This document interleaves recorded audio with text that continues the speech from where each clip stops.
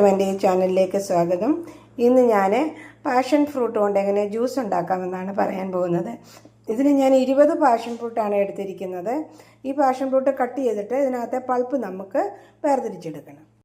Passion fruit ഇങ്ങനെ നമ്മൾ പകുതിയായിട്ട് മുറിച്ചിട്ട് അതിൽ നിന്ന് നമ്മളിങ്ങനെ പൾപ്പ് ഇങ്ങനെ എടുക്കണം. അങ്ങനെ നമ്മുടെ പാഷൻ ഫ്രൂട്ടിൻ്റെ ഈ പൾപ്പെല്ലാം എടുത്തു. അത് കഴിഞ്ഞ് നമുക്കിനി അടുത്തത് 3 നാരങ്ങ എടുത്ത് അതിൻ്റെ ജ്യൂസ് നമുക്ക് എടുക്കണം. അങ്ങനെ നമ്മുടെ നാരങ്ങ ജ്യൂസും റെഡിയായി. ഇനി ഒരു ചരുവം എടുക്കുക, അതിലൊരു അരച്ചരുവം വെള്ളം എടുക്കുക, എന്നിട്ട് അതിലൊരു 2 കപ്പ് പഞ്ചസാര ഇട്ട് ഇളക്കുക.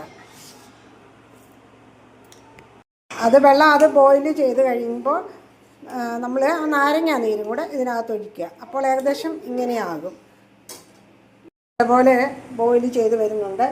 ആ സമയത്ത് നമ്മൾ ഈ പാഷൻ ഫ്രൂട്ടിൻ്റെ ജ്യൂസും ഇതിനകത്ത് ഒഴിക്കുകയാണ്.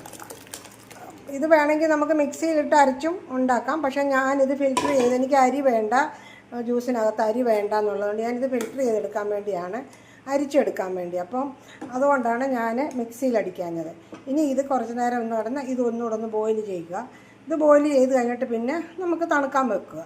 തണുക്കാൻ വെച്ച് കഴിഞ്ഞിട്ട് പിന്നെ നമുക്കത് ഫിൽറ്റർ ചെയ്ത് എടുത്ത് നമുക്ക് ആവശ്യത്തിന് ജ്യൂസിന് എത്ര മാത്രം വേണോ നമുക്കറിയാമല്ലോ. അതിൻ്റെ ഒരു ഗാഢത എത്ര വേണമെന്ന് വെച്ചാൽ അതനുസരിച്ചിടുക. മധുരം ഇച്ചിരി വേണമെന്നുണ്ടെങ്കിൽ നമുക്കപ്പോൾ മധുരവും ഇടാം. അങ്ങനെ നമുക്ക് ഈ ജ്യൂസ് ഉണ്ടാക്കാൻ പറ്റും. ഇത് നല്ലപോലെ തിളച്ചു. സ്വല്പം ഒരു ഉപ്പും കൂടെ നമുക്ക് ഇതിനകത്ത് ഇടാം. ജ്യൂസിൻ്റെ ഫൈനൽ സ്റ്റേജിലെത്തിയിരിക്കുകയാണ്. ഞാൻ ഫിൽറ്റർ ചെയ്ത് എനിക്ക് ഇത്രയും ജ്യൂസ് കിട്ടി. ഇനി ഇത് നമ്മൾ എടുക്കുമ്പോൾ മധുരം കൂടുതൽ വേണ്ടവർക്ക് മധുരവും ഇട്ട് ഇതിനകത്ത് നമുക്ക് ഇനിയും വെള്ളവും ചേരും.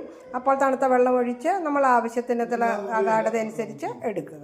20 പാഷൻ ഫ്രൂട്ട് കൊണ്ട് ഞാൻ ഇത്രയും ജ്യൂസ് ഉണ്ടാക്കി.